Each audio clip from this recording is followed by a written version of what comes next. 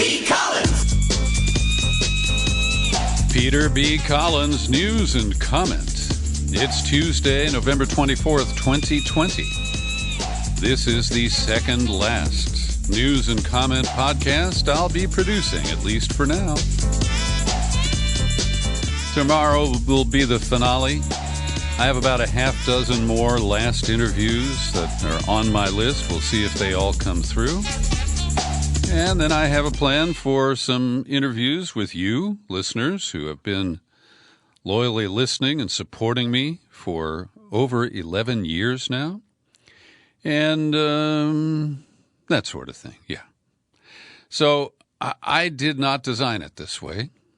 But way back when it became clear that we would not have an election night end to the presidential campaign, I said, well, I'm planning to continue the podcast until the presidential election is resolved. And I have both fingers crossed here because it appears we're about 90% there. Because Michigan certified yesterday, Pennsylvania certified today, and these do not completely lock out post-election challenges from Trump. But I feel pretty confident in predicting that he's really reached the end of the line. In addition to those two states, Nevada and North Carolina have certified. And so Trump has very little wiggle room. There is a recount underway in Georgia, not expected to change the outcome or produce any smoking guns that could give the Trump team access to the Supreme Court, which appears to be the only avenue remaining to any significant change in the election results up to and including denying Biden and reinserting Trump. So it took 16 days for Emily Murphy to decide that the coast was clear, that she would not be trash-tweeted or fired by Trump for doing her duty as the top administrator, a bureaucrat at the General Services Administration. And her job is primarily to manage the real estate of the federal government and a few other, bureaucratic tasks. But buried in there, they gave her the authority in the law to declare the transition from one president to the next underway and release funds and activate permissions for the new team to talk to the old team. And finally, yesterday, in what is described as an unusually personal letter to Joe Biden, she authorized the transition to begin. Now, it's only 16 days after it became clear that Biden had won, and a full 3 weeks after the election day itself.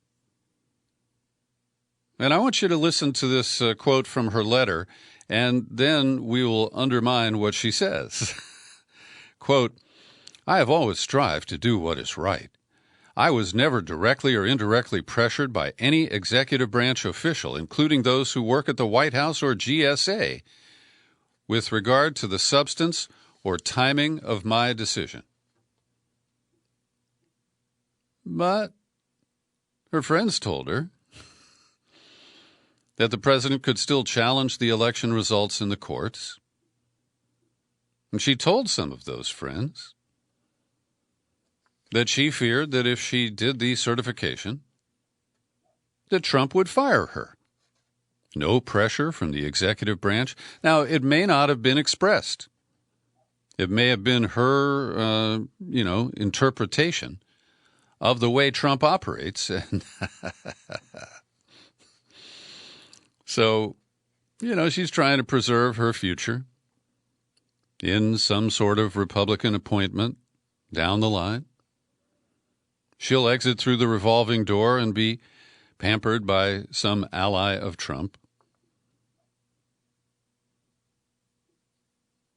According to the Washington Post, Then there was the president's anger, the risk that he would fire her and her top aides if she moved forward.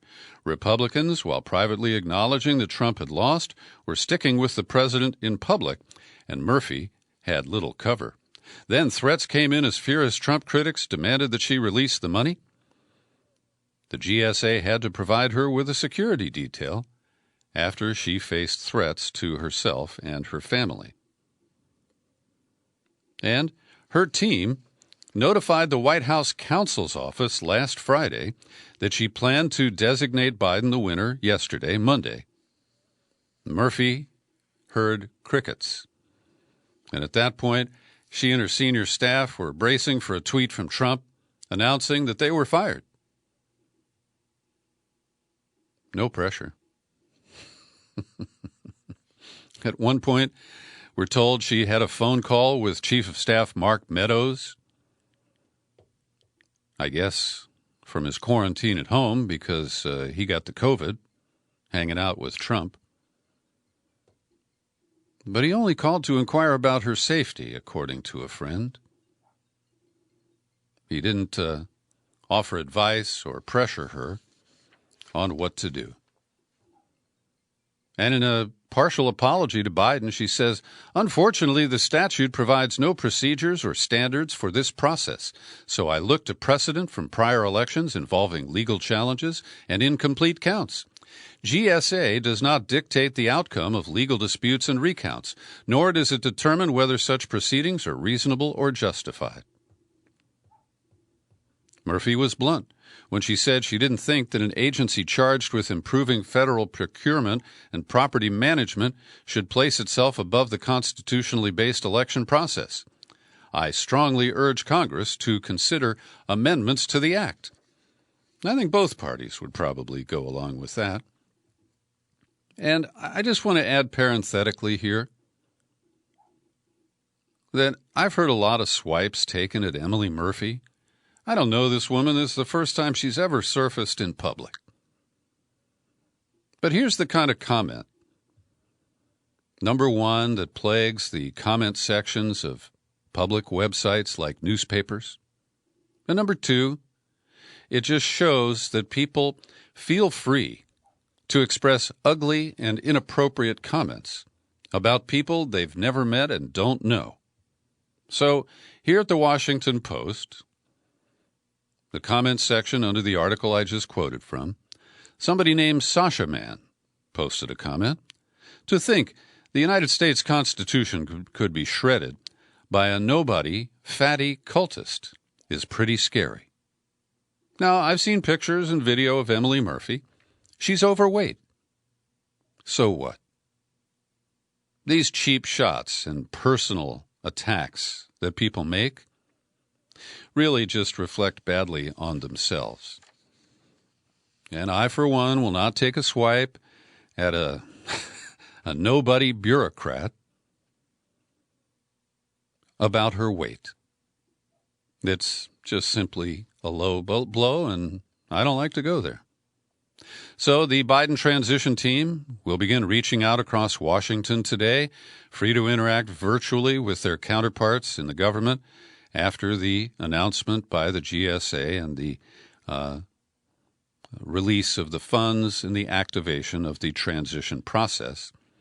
There are only 57 days left until the inauguration, and Biden has said the holdup of the transition threatened national security by depriving his team of critical briefings, and he warned that distribution of vaccines to combat the coronavirus would be at risk if his advisors could not work side by side with current health officials. So those meetings are going to begin immediately, and we can put to rest the antics of Trump and this fake drama during this intervening period, the lame duck period. And he gives lame ducks a bad name. And I encourage you to listen because a little bit later in the podcast, I'm going to quote extensively from an essay written by Chris Hedges. And in that, Hedges echoes something that I've been saying and that Joe Laria at Consortium News put out publicly a week or so ago. And that is, we believe that Trump is doing this as payback for Russiagate. and what he saw as the rejection of his legitimacy. And, of course, I've never acknowledged that Trump was legitimately elected. I've always challenged the process that was used to knock out Hillary and install the Donald. Putting that aside, though, the Russiagate scandal was used, first to try to keep him from getting elected, then to limit his scope of action as a president, and ultimately to try to bring him down. And he's a guy who feels victimized already. Just check out our latest interview with psychiatrist Justin A. Frank, talking about Trump on the couch. And because he operates in this bizarre universe where everybody's out to get him, when somebody actually is, he hits back, he likes to say, twice as hard. So I believe this is his temper tantrum, his bratty way of telling America, you hurt me. But he can't use those kinds of emotional terms. He only knows how to operate as a bully and a kind of street-level gangster. So the Republican lawyer clown car driven by Rudy Giuliani has pretty well crashed. They filed 36 lawsuits. They lost 35 of them. The one they won was pretty minor. But they embarrassed a lot of lawyers. They embarrassed themselves. And so a Democratic congressman from New Jersey has filed complaints with 5 state bar associations. Bill Pascrell Jr. has said that Giuliani and 22 other lawyers working for the Trump campaign filed frivolous lawsuits, engaged in conduct involving dishonesty, fraud, deceit, misrepresentation. Pascrell's statement, Donald Trump has done great damage to this nation, but he has always had helpers. These lawyers are enabling his treachery, harming our democracy. He called the campaign legal team's effort to overturn election results with frivolous lawsuits, misconduct, and an affront to the rule of law. So the request is that Giuliani and his legal beagles all be disbarred. And the history of the bar associations is they rarely do that. So wherever you live, you can watch the action. It'll take a while to process, and typically they'll write a nasty letter and put it in a file. The complaints were filed in Arizona, Michigan, Nevada, Pennsylvania, and New York State. Trump's allies in the media are starting to accept reality. And as I headlined today's podcast, he is refusing to concede, but Trump and his allies are acceding. So Trump may never publicly acknowledge that Biden won. We've heard plans that he's made orders to do some remodeling at Mar-a-Lago. And he spoke to the media for 60 seconds today to take credit for the Dow Jones Industrial Average breaking 30,000 at the close. And his comments were statements of gratitude to his staff. And those are the kinds of comments and credit-taking that occur when you've accepted reality, at least a little. So Laura Ingraham, one of his devout defenders over on the Fox News channel, she's changed her tune. Last night she said, unless the legal situation changes in a dramatic and frankly unlikely manner, Joe Biden will be inaugurated on January 20th. To say this constitutes living in reality.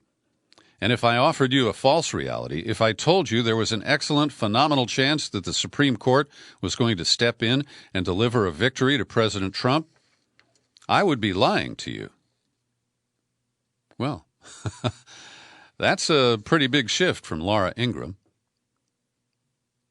She also added, as unpleasant and disappointing as these past 3 weeks have been to so many of us, as much as we wish things were different, this is where things stand tonight. And then, imagining that Trump was listening and reaching for his phone to shit-tweet at her, she said, to say this does not mean I don't think that the election was rife with problems and potential fraud. Potential fraud, she says. And to say this does not constitute being a sellout to the conservative populist movement. Please, don't throw me under the bus with Sidney Powell. And one more quote, it does not mean that I disagree at all with the president's right and obligation to pursue all legitimate legal challenges to this outcome. And Tucker Carlson didn't mention Trump's decision to allow Biden's transition. Instead, he claimed that the 2020 presidential election was not fair, that Democrats had rigged the election by expanding mail-in balloting during the pandemic. And that appears to be the official Republican talking point, because I heard Rush Limbaugh pivoting to that message today. And he framed it in the context of what the Republican rank-and-file voter believes, having been fed a steady stream of lies from Trump and from his fawning media outlets, well, for years, but in particular during this election cycle. And get this. This morning, Trump pinned Carlson's monologue to his Twitter page. Maybe because Carlson kind of sanitized his comments, admitting that Trump had lost, but promoting the talking point that the election was not fair. It was sufficiently palatable to con man Don. So, with that in mind, and especially Rush Limbaugh's commentary today, Reuters sent some reporters deep into the heart of Texas. They interviewed 50 people who support Trump, voted for him in the election. And here's one guy, a fellow named Fryer. And what's his first name? Here it is, Brett Fryer, 50-year-old chiropractor in Sundown, Texas. He's one of many interviewed by Reuters who believe that Trump's stream of election fraud allegations, he believes them, and say that they're preparing for the possibility of a civil war with the American political left. Yeah, the libtards. Quoting Mr. Fryer, if President Trump comes out and says, guys, I have irrefutable proof of fraud, the courts won't listen, and I'm now calling on Americans to take up arms, we would go, Fryer said. He and his son have been practicing with their weapons. And of the 50 that Reuters talked to, 20 said that they would consider accepting Biden as their president, but only if they see proof that the election was conducted fairly. Well, they've stopped watching Fox in protest that it called Arizona for Biden on election night.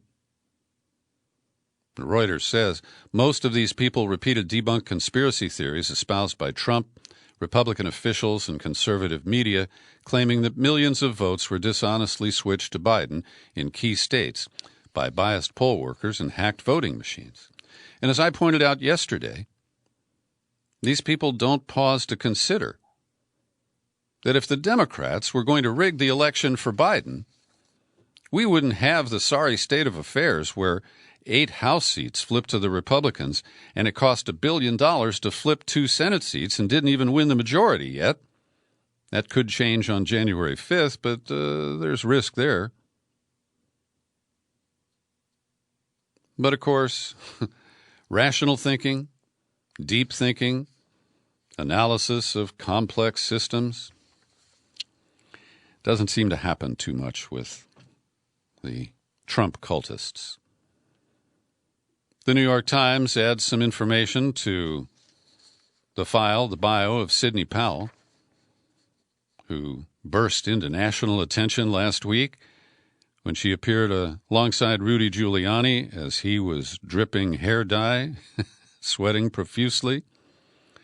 So far, we haven't heard that she's tested positive after the report that Giuliani's son Andrew did They were all together at that same press event. And the Times says that Trump threw her under the bus over the weekend after she accused Georgia's Republican Governor Brian Kemp and the Secretary of State, Brad Raffensperger, of being paid off for rigging the election against Trump. And, of course, this is completely irrational. Anybody who's followed Stacey Abrams, her efforts to get honest voting, honest registration, an end to illegal and inappropriate purges of voters, mostly Democrats, in Georgia, that system has been rigged for a long time. They just didn't get to rig it enough because the turnout of voters in Georgia was much greater. In some ways, it was inflamed by the obvious efforts to block people from voting. So back to the Times and Sidney Powell.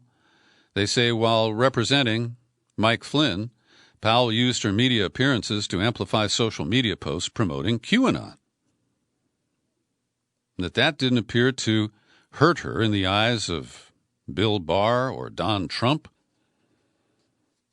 But apparently it was a reach too far to suggest that there are corrupt officials in Georgia, that they were corrupted against Trump. It's hard to believe both of those. Oh, and she appeared on the Rush Limbaugh show where she was allowed to speak for 20 minutes, facing no skepticism from guest host Mark Stein. And she made a lot of claims that she says are going to be part of her epic, as she says she's going to blow up officials in Georgia, whether it hurts Republicans or Democrats. So she is a freelancer, a loose cannon. Let's just see who she targets next. Got an interesting comment from Paul Leto. He was trained in the law, and he used to focus a lot on election integrity issues. And he writes, Trump distance from his operatives like Roger Stone and now Sidney Powell. Powell wasn't fired. They are putting up an agreed front that she never was a Trump attorney. She is either continuing to dig a deeper hole or else she does have something she thinks will make a splash. The distancing is consistent with both sensing a weak case as well as having a stronger case that the Trump team wants to have perceived as coming from an independent source. But if the case were seen as weak, if she were Trump's attorney, he could kill or limit the story if she remained on the team, which isn't the case now that they've cut her loose and denied the existence of the attorney-client privilege. I think we'll still be seeing an epic disclosure from Sidney Powell, and it'll be interesting to see how it shakes out. And Paul continues, given the record made at the Michigan certification that it was purely ministerial and the canvassing board was obliged to approve it, certification lacks much significance. In fact, it's necessary for a recount or election contest to even start in most states. The election or selection of the president takes place January 6th. The vote of the Electoral College, December 14th, lays the odds and handicaps. But just as progressives would not have thought anything amiss if Ohio's electors had not been counted as was tried not too many years ago, that would be 2004, it is not illegitimate to bring objections on January 6th. So it ain't over until it is over. And I agree with Paul's thinking there. It's not quite over. And there are things that are beyond my ability to predict that could change the scenario here in surprising ways. We shall see. As you may know, over the years, I've had many conversations with Colonel Andrew Bacevich, retired. He's a professor of history at Boston University, emeritus, and today publishing at Tom Dispatch. He celebrates Trump's repeated efforts to bring troops home, to end the 19-year war in Afghanistan, and to get us out of the regime change conflicts in the Middle East. And he writes, he opens up by citing Ding Dong, the Witch is Dead from The Wizard of Oz and Emerald City, and that Joe Biden and Kamala Harris are going to take us to Emerald City. He doesn't quite mention the yellow brick road, but you know the images. And then he writes, it wasn't Biden, as principled standard-bearer of enlightened 21st century liberalism, who prevailed. It was Joe Biden, a retread centrist Paul, who emerged as the last line of defense shielding America and the world from 4 more years of Donald Trump. Later he says, a second, hardly less important transfer of power is also occurring. Once it became clear that Trump wasn't going to win a second term, control of the Republican Party began reverting to Mitch McConnell. And he's concerned about how Biden will be able to work with McConnell. He says, since the end of the Cold War, and especially since 9/11, successive administrations have relied on armed force to assert, affirm, or at least shore up America's claim to global leadership. The results haven't been pretty. A series of needless and badly mismanaged wars have contributed appreciably to the growing perception that the U.S. is now a declining power. Over the past 2 decades, wars have depleted America's strength and undermined its global influence. Later, taking a swipe at Trump, he says since the election, all he does is golf, tweet, and rail. According to news reports, he no longer even bothers to set aside time for the daily presidential intelligence briefing. And soon after he lost, he made the shuffle at the Pentagon, installing his loyalist Christopher Miller, who announced the withdrawal of half the troops from Afghanistan, half of the remaining forces in Iraq, with a statement, "We are not a people of perpetual war." Now, he said, it's time to come home. Basevich asks, will the United States at long last ring down the curtain on the most endless of its endless wars? Or under the guise of seeking a responsible end, will it pursue the irresponsible course of prolonging a democratically futile enterprise through another presidency? There's more to the Basevich essay. I've linked to it in the show file for today's podcast. But it leads to this, an unusual article in the Washington Post today. And 4 reporters were assigned to this, none whose names really are top of mind. But they echo the critiques of the Biden appointments, particularly in the military and national security arenas. Writing, Biden's top picks in the past helped push for trade deals, aimed to sign international treaties, and advocated for foreign wars, positions that after Trump's victory in 2016 triggered widespread soul-searching among Democrats over how they had misread the sentiments of voters on whose support they had long counted. What they learned and how they try to govern this time will be a major test of whether Biden feels a need to respond to the anxieties among supporters of Trump. And don't forget, there are those of us on the left, whether we're Democrats or not, who can see and separate what I consider to be good instincts of Donald Trump to get us out of these quagmires from all the rest of the mess and chaos that he has created. And the Post says, Biden's picks are all known quantities whose nominations signal a return to a more predictable era of American policy. By design, they seem meant to project a dutiful competence as Biden creates a government overseen by those who've run it before. And we mentioned Mitch McConnell in the context of the Basevich article, and he has already threatened to use the Senate to block any far-left nominees who Biden might put up there. So that's a factor that's not cited in this Washington Post piece. But they also talk about how most of these officials have acknowledged, even before they were appointed, that things have changed. It's not 2016 or 2012, and that they plan to adapt. And Jake Sullivan appears to acknowledge that the trade deals that he worked on during the Obama administration were not a great idea, and that Many people in his own party oppose them. And Tony Blinken, who's been at Biden's side since they helped ram through approval of Bush's invasion and occupation of Iraq, he said, related to China, we need to step back. Biden is very focused on putting ourselves in a position of strength from which to engage China so that the relationship moves forward more on our terms rather than theirs. Blinken continued, by every key metric, China's position is stronger. Ours is weaker as a result of Trump's leadership. Now, I agree with that. His misguided trade war, which nobody talks about anymore. Are the tariffs even still in effect?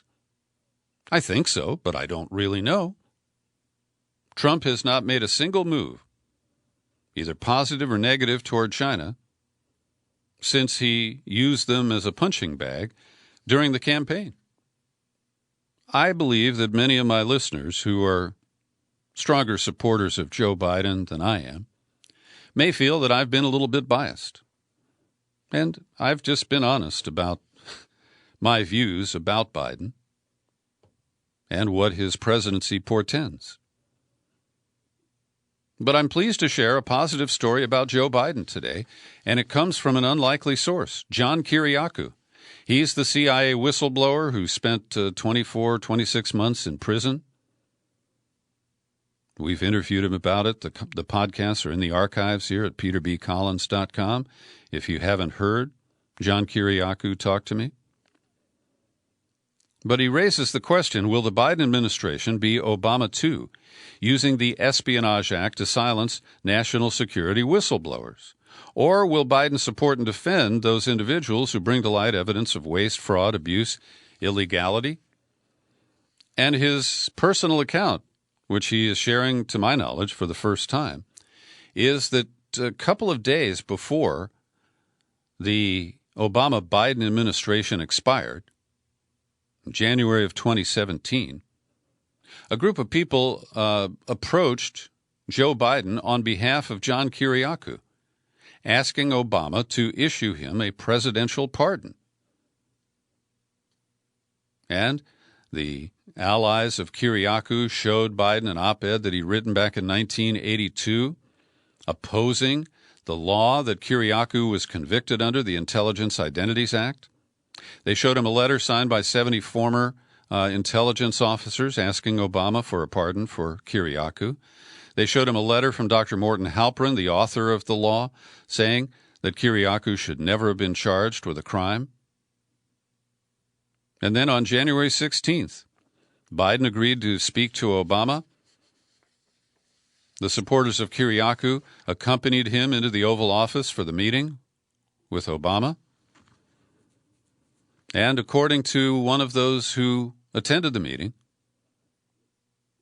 he told Kiriakou, you would have been so proud of Joe Biden tonight. He went to the mat for you. And this is kind of reminiscent of how Dick Cheney relentlessly tried to persuade George W. Bush to pardon Scooter Libby in the final days of their administration, and Bush said no. Well, likewise, halfway through the presentation, Obama put up his hands and said, guys, I'm just not going to do this. It's either Kiriakou or it's Manning. And Manning got 35 years. And Kiriakou notes why Manning and I had to be mutually exclusive is something I'll never understand. And John writes, I didn't get a pardon that night, but what my friend told me, you would have been so proud of Joe Biden, has stuck in my mind. And then he goes to pitch for a pardon for Darren Jones, who is an FBI whistleblower who exposed fraud, insider contracting. And that's the kind of guy Kiriakou is. It's not all about him. Well, as you know, I am wrapping up and heading into retirement. Tomorrow will be the last News and Comment podcast. I have about a half dozen more intended last interviews. I'm planning to release a podcast with interviews with some of you, my valued listeners. And then I'll probably fade to black. And I got a lovely note from Linda Lewis today. As you know, she volunteered to help me out months ago putting together our daily COVID-19 report. I really value that contribution. And she wrote, Peter, for years I've looked forward every weekday to hearing your podcasts, refreshing respites from production line corporate newscasts. I do not look forward to the coming silence. But putting together 5 podcasts a week takes up a lot of time, and the pandemic reminds us not to delay spending time with family and friends and Chloe. We both are dog lovers.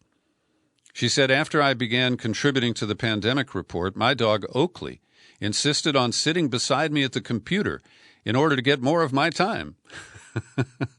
Chloe is barking in the background in my office a couple of doors away here. So I hope she and Oakley are communicating in that manner. And Linda says, thanks for all your work, your fine work, your sharp insights, excellent interviews, and support for whistleblowers. And thanks for your kind words about my contributions. And yes, I will put you on the email list for any future programming that I release. And she says, I don't know of any podcast that compares to the PBC podcast, but for pandemic-related information, I recommend the Osterholm Update featuring Dr. Michael Osterholm. For general political news, I recommend Axios Today and Politico. And she's a fan of the Hills Rising show with Crystal Ball and Sagar and Jetty. I see that occasionally in YouTube clips, and perhaps I'll start watching regularly in the future. And she's also, like me, a fan of The Daily Show with Trevor Noah. And separately, Linda sent this along, kind of in reaction to the Reverend Billy interview. And this is appropriate because we're just a few days away from Black Friday, when I will not be doing any retail activity. I will be backing away, as Reverend Billy has often advised us. But from The Atlantic comes a commentary about a book by Del DeShant, a religion professor at the University of South Florida. The book is Sacred Santa, Religious Dimensions of Consumer Culture. And DeShant calls Christmas a huge ritual celebration honoring the economy and feeding of the economy. God, country, and cash are particularly tightly entwined during a year when America's leaders can't stop telling us that keeping the economy humming is our sacred duty. And here's a quote. Christmas is a great normalizing experience. It's powerful in terms of our personal and cultural identity, he says. If we're not able to consume, then to a certain extent we're marginalized within the culture as well as in our own minds. For many Americans who don't celebrate Christmas, sitting out the foo-faw while the whole country conducts Christmas consumption is an annual dose of alienation. For people who normally participate but suddenly find themselves unable to do so, the sense of detachment might even be more piercing for its novelty. Buying not just gifts, but decorations, sweets, and the trappings of a Christmas feast are deeply entrenched customs, and many Americans will want to hang on to those rituals in a world where so much else has been disrupted. Linda also shared on Facebook in the last day or so one of the longest articles I've ever seen from USA Today. And I often put it down as the McPaper. But I give them credit. Their affiliate or one of their owned papers around the country is the Delaware News General. And Carl with a K Baker filed a lengthy report following up on Hunter Biden's mysterious laptop computer. The news hook here is that the repair shop, where we are told that in 2019 Hunter dropped off his computer after it got soaked, don't know how, well, that computer shop shut down 10 days after the election. There's a sign on the door that says it is closed, and a neighbor said that the owner had left town. Now, we can only guess. He may have received death threats. That has been reported. So maybe he did this to protect himself. Others might speculate that he got a big payoff after producing some fake news for Giuliani and the Trump campaign.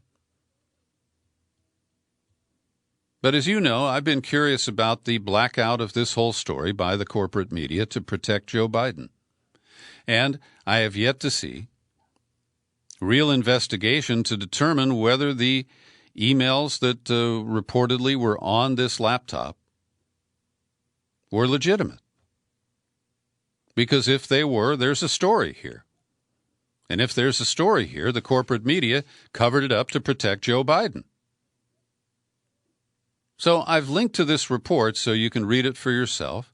But it turns out that the repairman, whose name is John Paul Mac Isaac, it was his father, a retired United States Air Force colonel, who first shared the Biden hard drive with the FBI and later with conservative media. And an attorney for the Mac Isaacs. Those are separate words, by the way. It's not like an Irish contraction. The attorney's name is Della Rocca.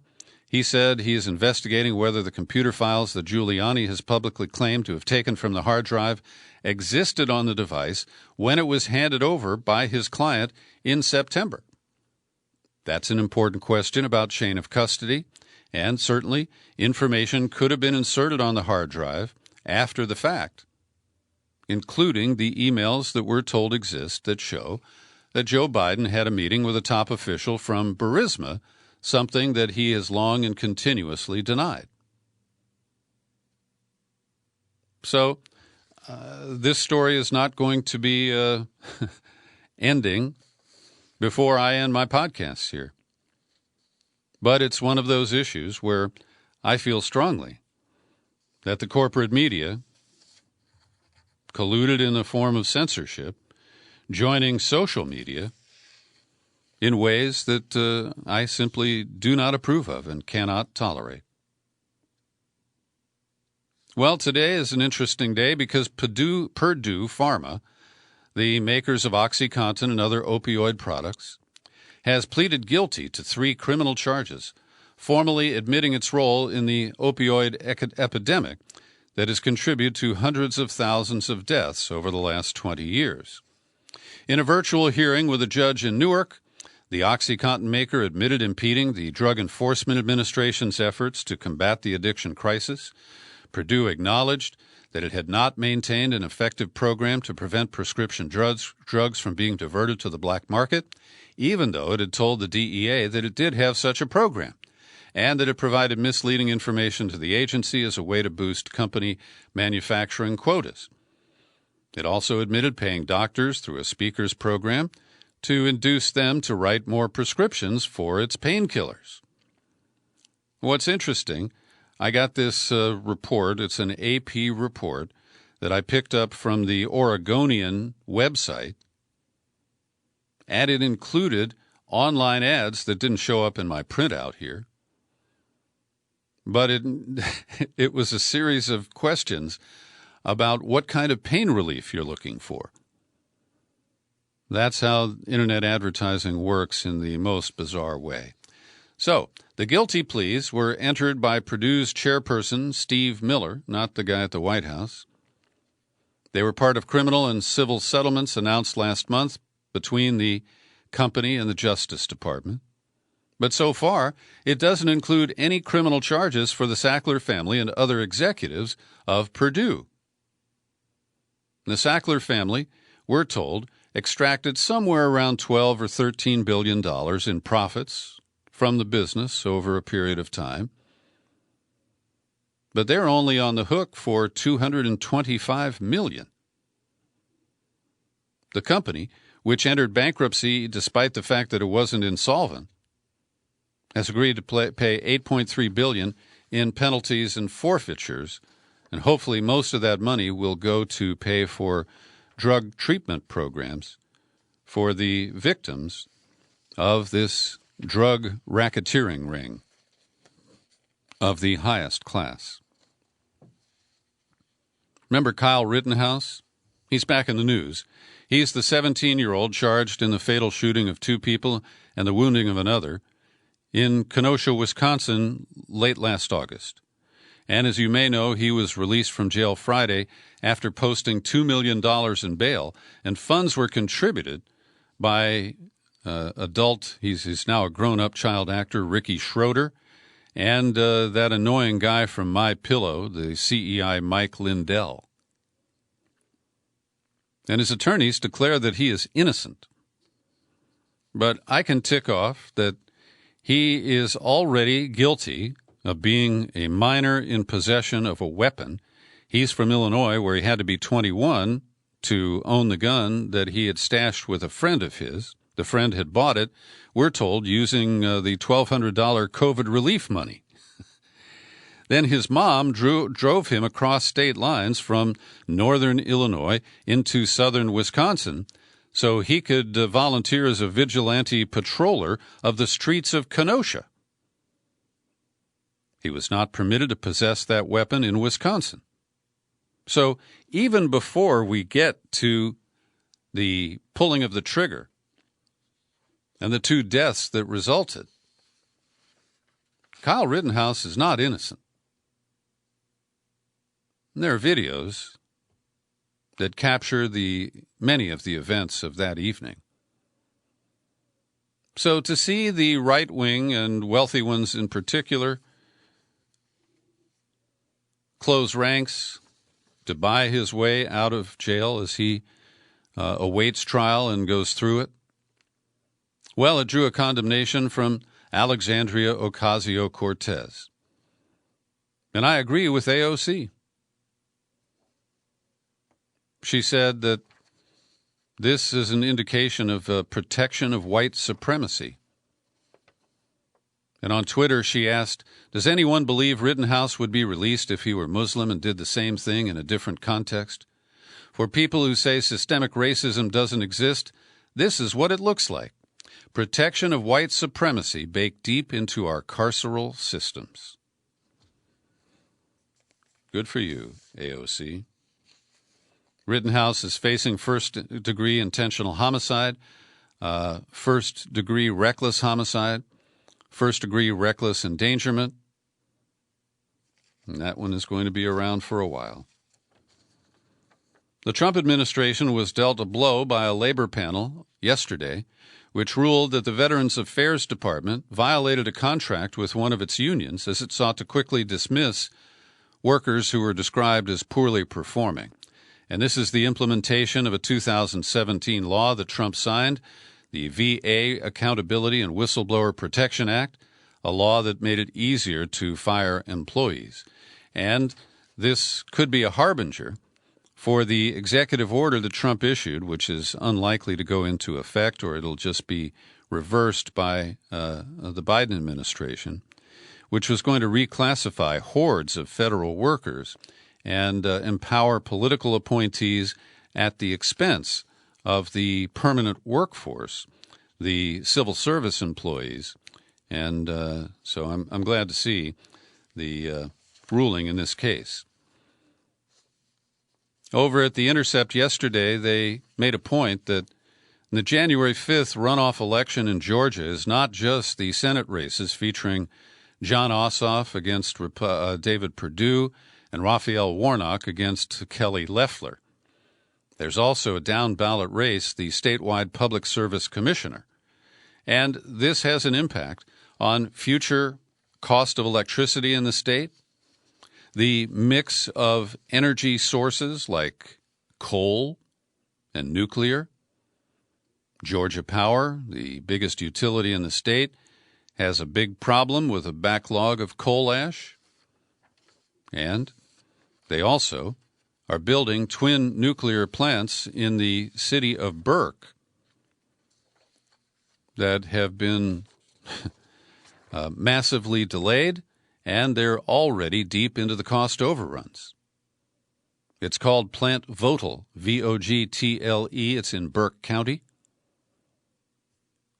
And one of the candidates, an African-American named Blackman, calls the project one of the most fiscally irresponsible decisions in Georgia.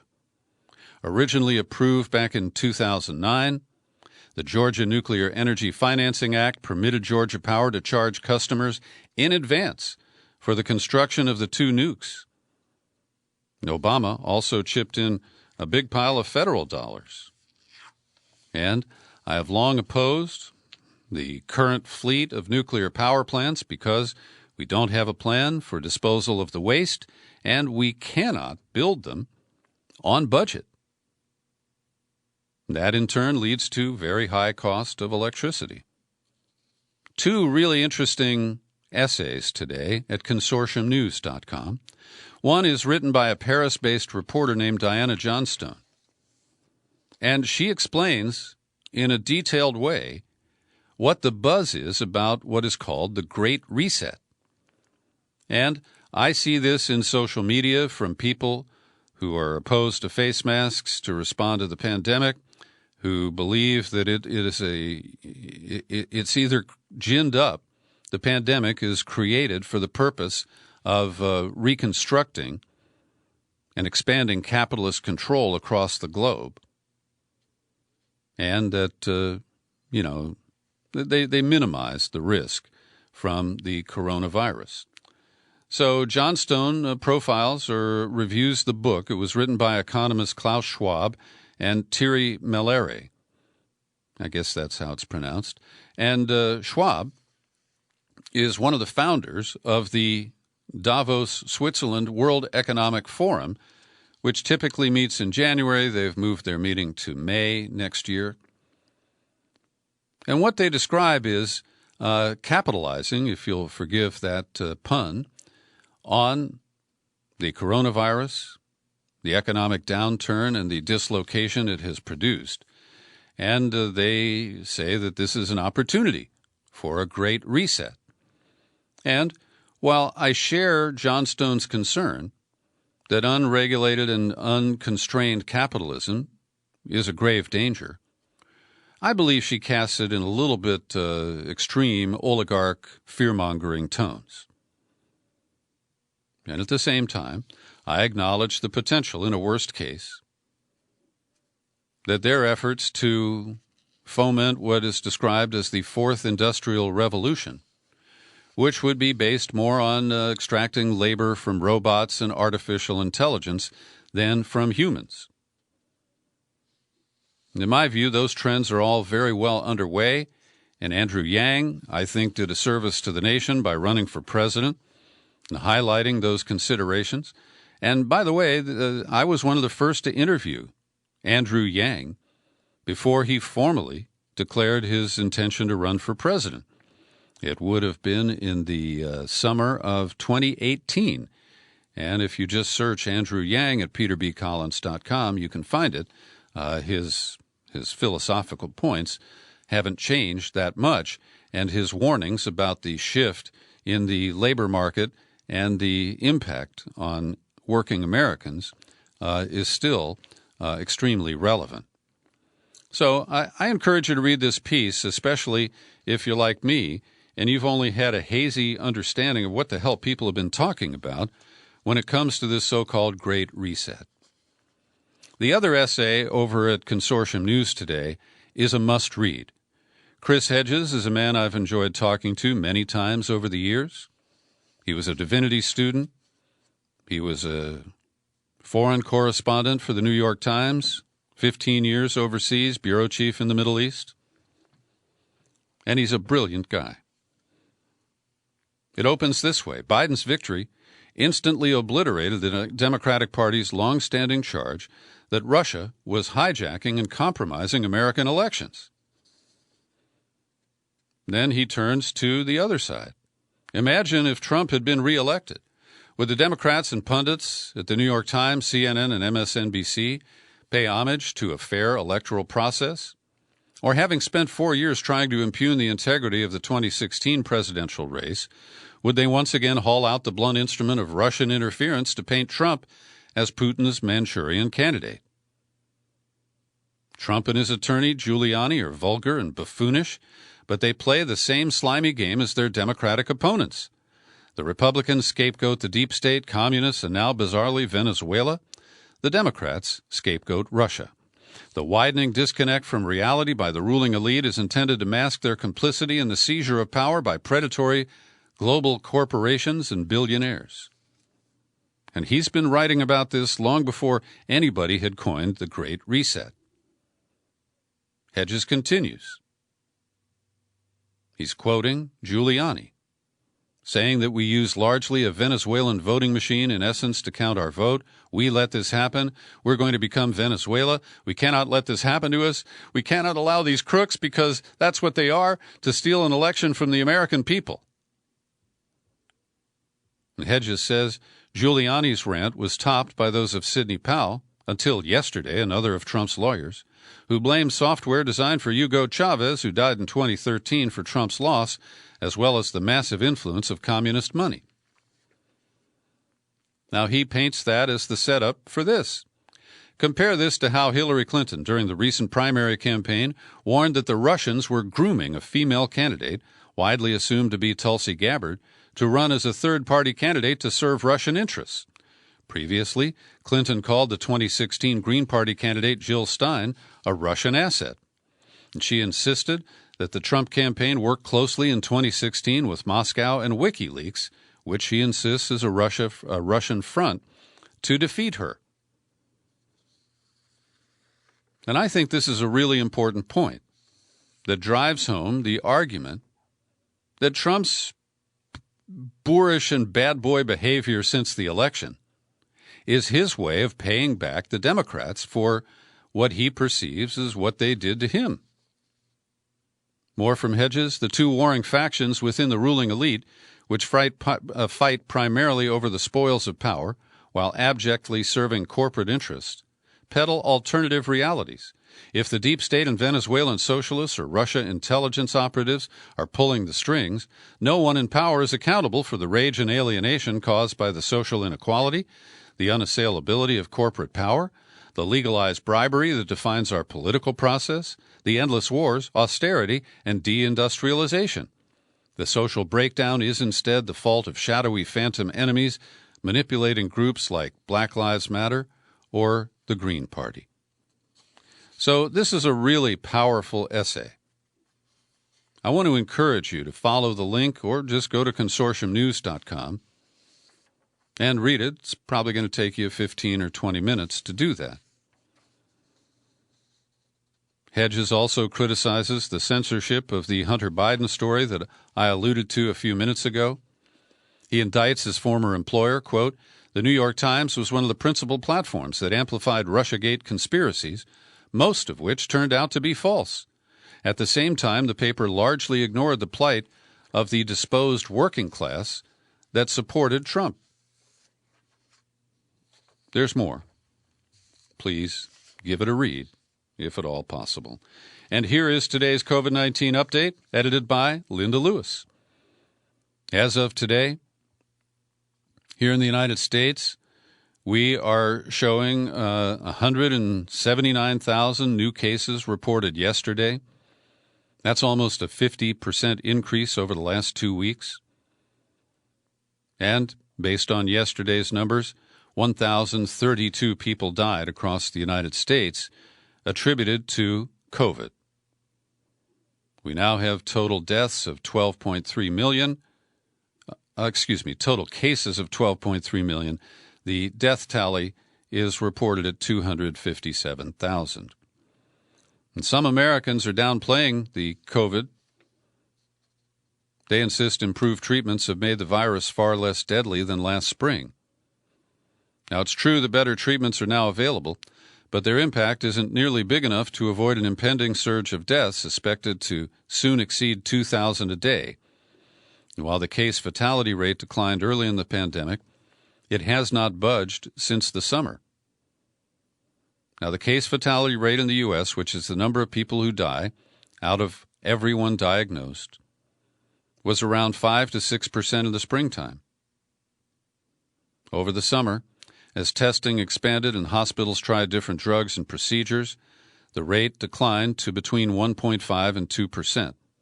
And that's where it has remained over the past 3 months or so. Dr. David Dowdy from Johns Hopkins is quoted, "It's been rock-solid stable since July, 1.7%. If anything, I think there is a concern it will go up again because we're seeing hospitals reach their capacity." The report indicates the antibody treatments from Eli Lilly and Regeneron are the most promising therapies so far, but they're in short supply, difficult to administer, so they're not going to be a magic bullet for saving the nation from a massive death toll this winter. Moderna's coronavirus vaccine may not get life back to normal right away because it hasn't yet been proven to prevent the deadly bug from spreading. This comes from the company's top doctor, Dr. Tal Zaks. Research has shown that the biotech firm's shot is effective at preventing people from getting sick with COVID, but there's no hard evidence that it stops them from carrying the virus transiently and potentially infecting others who haven't been vaccinated. Quote, I think we need to be careful as we get vaccinated not to overinterpret the results. When we start the deployment of the vaccine, we will not have sufficient concrete data to prove that this vaccine reduces transmission. Do I believe it does? Absolutely. And I say this because of the science. But absent proof, I think it's important that we don't change behaviors solely on the basis of vaccination. More than 3 million Americans have made a risk assessment and decided to fly home or somewhere for the Thanksgiving holiday. That number passed through U.S. airports over the weekend, and, of course, more are traveling here in the next few days. Airline executives said they've seen a rise in cancellations and slower bookings, although November is the best month they've had since March. And for those who don't fly or don't need to fly, AAA is projecting that Thanksgiving travel will fall by at least 10%. But considering the circumstances, that's not much. And Dr. Deborah Bogan, health director for Allegheny County, Pennsylvania, Pittsburgh, said for the past few weeks, said, for the past few weeks, I've asked people to follow the rules, curtail gatherings and parties, stay home except for essentials, and wear masks. I'm done asking. When this started in March, we weren't staring at Thanksgiving or Christmas, and we didn't have the disease reservoir that we have. And that, says Dr. David Rubin in Philadelphia, is the biggest concern in the next few weeks. He called the risk of a Thanksgiving spike extremely high. In Maryland, Governor Larry Hogan is trying to model good behavior, but he's saying that reckless behavior has led him to try to enforce some of the restrictions. They've put out a hotline for Maryland citizens to snitch on each other. The governor said these actions are not just about enforcement, but about educating businesses on how to stay open safely. And he said that they will be deploying state troopers to every county to enhance the personnel available. Well, I just hope this doesn't turn into some kind of an armed shootout where cops approach a home and an armed homeowner defends himself, his castle, and his turkey from the efforts to enforce these restrictions. Andrew Cuomo has relented.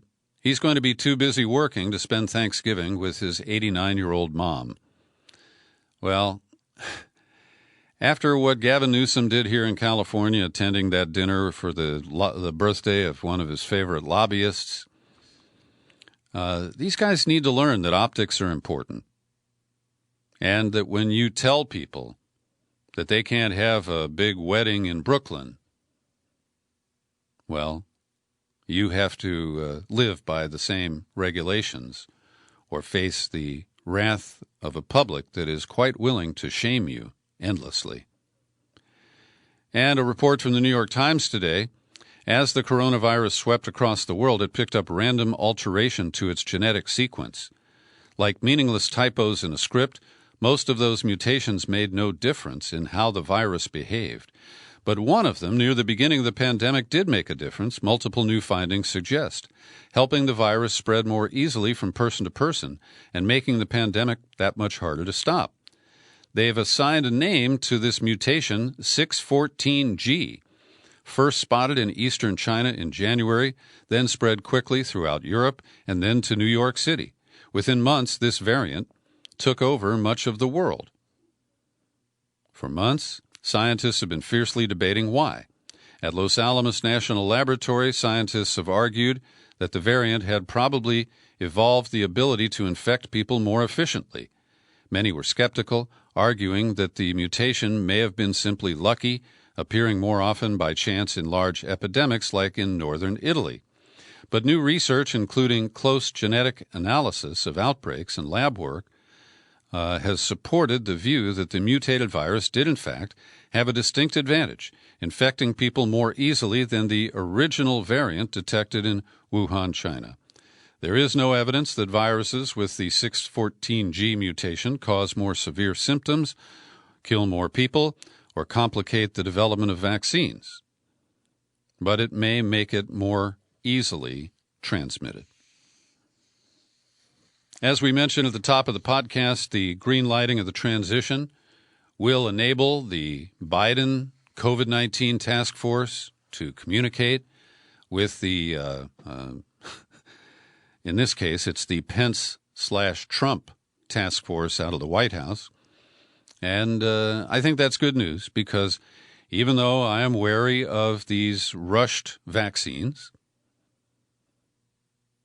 I do hope that there is enough coordination so that when they are approved and can be safely rolled out, that there is a plan ready to make that happen.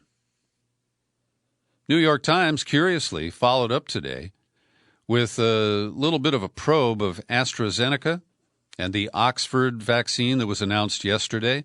They point out that, like the others, this came from a news release, just like Pfizer and Moderna, and that the scientists have not released the underlying data so that A, it can be peer-reviewed, and B, people can see what the claims are based on.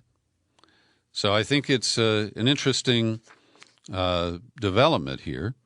They mention that fewer than 2,800 volunteers got the half-strength initial dose out of more than 23,000 participants. Well, 2,800 and 23,000, that's about 10%. And the Times acknowledges what an amateur like me has been saying. That's a pretty small number of participants on which to base the spectacular efficacy results. And in my other concern, the side effects. Now, the Times flatly reports that AstraZeneca claims they have found no serious side effects. But there were two different incidents where they had to pause the trials because of undetailed or unexplained health problems of volunteers in the study group. Moving on to other topics, California's senior senator took a lot of drubbing, particularly from progressives, after she complimented Lindsey Graham for chairing the Judiciary Committee hearings that confirmed Amy Coney Barrett. Yesterday, she announced, quote, "After serving as the lead Democrat on the Judiciary Committee for 4 years, I will not seek the chairmanship or ranking member position in the next Congress, and Dick Durbin is stepping up to take her place." I would just add, Diane, follow my lead. Retirement is calling you. Gavin Newsom could appoint 2 interim senators from California in the next couple of months, and I think that that would be a wise step on your part. A couple of more stories here. Enbridge is this pipeline company.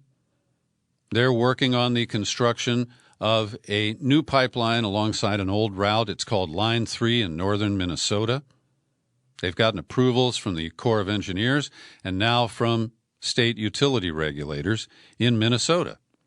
But curiously, following the ugly experience at Standing Rock, the Minnesota Public Utilities Commission has formally barred Enbridge from engaging in counterinsurgency tactics or misinformation campaigns designed to interfere with the public's legal exercise of constitutional rights, and they're referring to protests.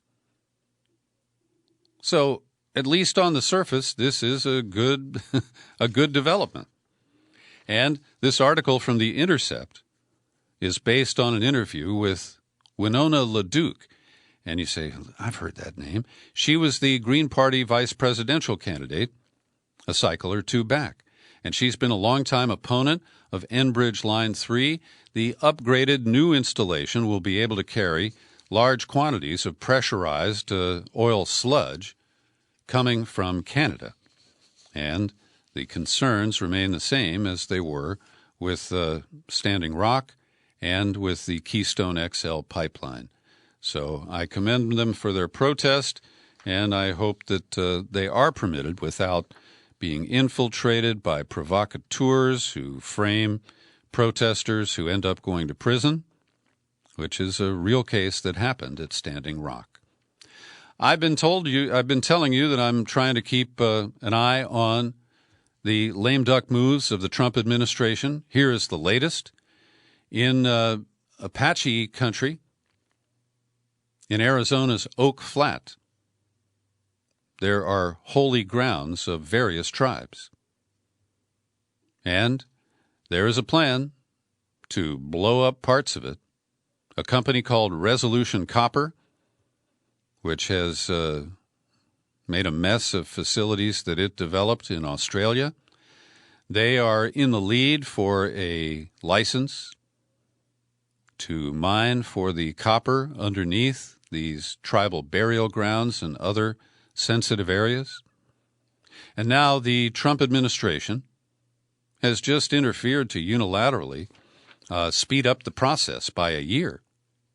There's supposed to be another year of public comment before any final lease could be granted. But they are rushing this along, and it's just another ugly development. And finally, somewhere out in a remote part of Utah, a helicopter was flying overhead to count sheep. And no, it wasn't the pilot trying to get 40 winks while he was driving his chopper. It was some sort of a census of the sheep population. And at a certain point, the sheep counter, who was in the co-pilot's seat, said, "Hey, turn around. What was that?"